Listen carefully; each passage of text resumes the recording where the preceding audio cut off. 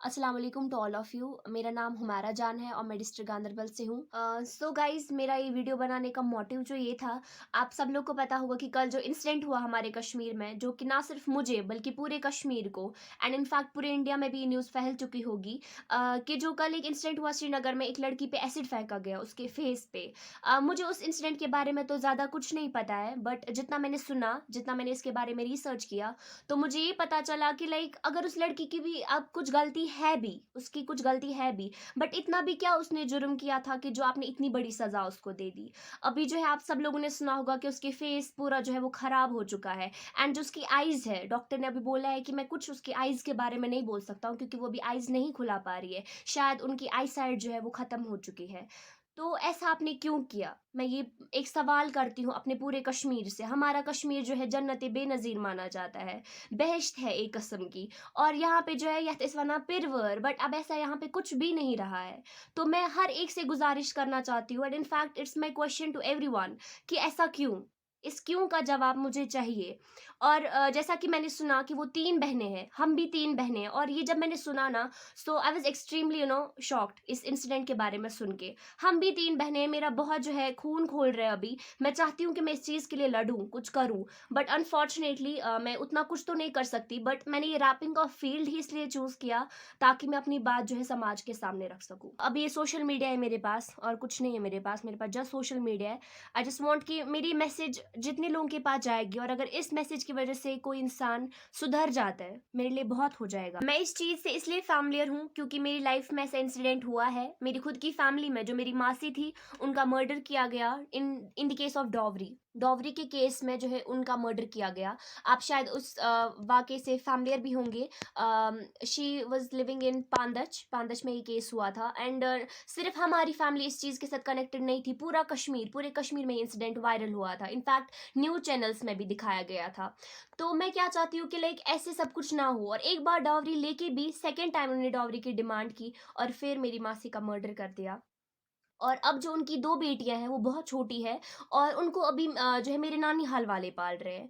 तो मतलब ये कैसा, मतलब कैसा रूल कैसा बनाया आप लोगों ने? पहले आप खुद डॉवरी माँगते हो, फिर आधी औरतें क्या करती हैं, वो टेंशन में आके, डिप्रेशन में आके खुद को खुद ही कत्ल करती हैं, वो सुसाइड करती हैं खुद, ताकि उनके मॉम-डैड पे, उनके माँ-बाप पे इस चीज़ की असर ना पड़े। और अब क्या हो रहा है कि कोई मॉम-डैड ऐसे होते हैं, कोई माँ-बाप ऐसे होते हैं जो एक्सपेंसेस नहीं कर पाते शादी के, वो ये, एंड इनफैक्ट आई थिंक आजकल की लड़कियां भी ऐसी बन गई है कि वो शादी ही नहीं करना चाहती है डॉवरी की वजह से। एंड अगर कोई जैसे जिस लड़की की शादी हो गई, अब जो उसका हस्बैंड है, उसको चाहिए अगर उसके घर वाले, उसकी माँ, उसका बाप या बहन उसकी वाइफ को तंग कर रहे हैं, उसका सपोर्ट नहीं कर रहे हैं, तो जो है उसके हस्बैंड को उसका स्टैंड लेना चाहिए, अपने घर वालों को समझाना चाहिए कि इसके साथ ऐसा मत करो, डॉवरी कुछ नहीं है, डॉवरी मत लो प्लीज़, उसको समझाना चाहिए। बट आप सब लोग जो है पढ़े लिखे हैं, बट मुझे ऐसा कुछ नहीं लगता है दैट यू आर एजुकेटेड। मुझे ऐसा लग रहा है कि you are just degree holders and nothing. आप कुछ नहीं हो, आपके हाथ में जस्ट एक पेज है जिस पे लिखा है कि आपने पढ़ा है, आप डिग्री होल्डर्स हो, बस, और कुछ भी नहीं हो आप लोग। आपको समझ नहीं है चीज़ों की, तो क्या पढ़ा आपने? पढ़ाई का मतलब ये नहीं होता है कि you will apply for job, आपको पैसा मिलेगा। And dowry is not about the luxurious things. Dowry is ये जो हो रहा है, it's about the lives of the daughters, so please respect girls.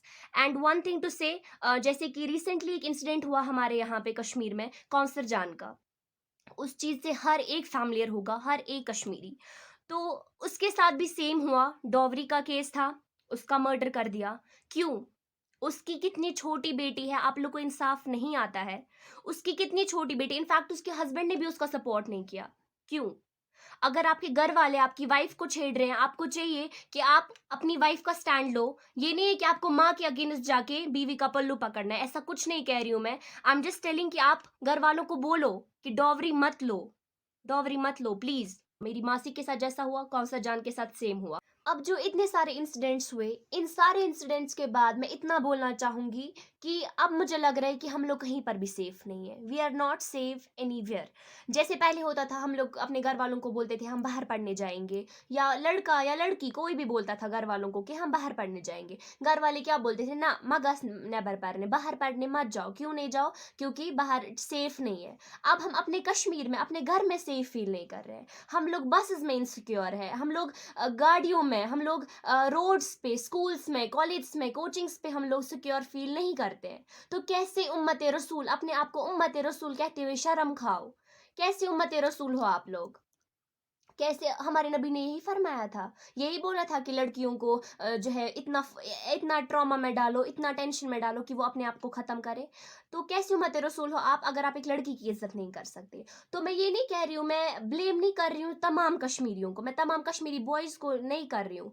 कुछ सारे कल्प्रिट्स नहीं होते, कुछ है। तो जो कल्प्रिट्स हैं मुझे उनके साथ कोई वास्ता नहीं है, मैं जस्ट उनको सज़ा दिलाना चाहती हूँ। उनको, जो हमारी कश्मीरी बहन के साथ ऐसा इंसिडेंट हुआ, कल को हमारे साथ होगा। मैं अपनी 2 बहनों की बात नहीं कर रही, या मैं खुद की बात नहीं कर रही हूँ। मेरी कश्मीरी बहनें, जितनी भी मेरी कश्मीर में बाकी बहनें, उनके साथ कल को ऐसा होगा।